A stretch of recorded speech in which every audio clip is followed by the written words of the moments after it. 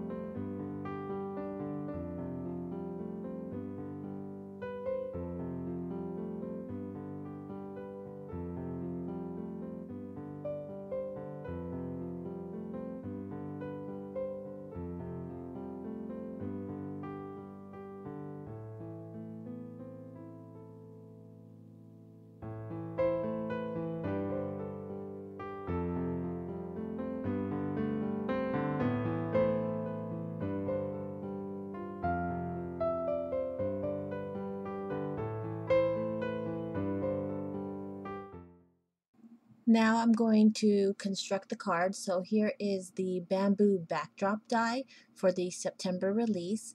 And you can see it's very detailed. It's a really nice sturdy piece. I'm going to get some black cardstock that I cut to size, and I'm going to run it in my die cutting machine. And that is the finished die cut, and it's really detailed. So I suggest you use a shim when you run this die in your machine. So I'm also going to be using the Crafters Essentials Fall die set, and again, this die set comes with several dies, but I'm only using that banner die, and I cut it out of white cardstock, and that is where I'm going to stamp my sentiment. The sentiment is "Your Soy Amazing," and again, that's from the Wok On stamp set. I'm just placing it towards the right of the banner because I'm not going to fully use the whole banner.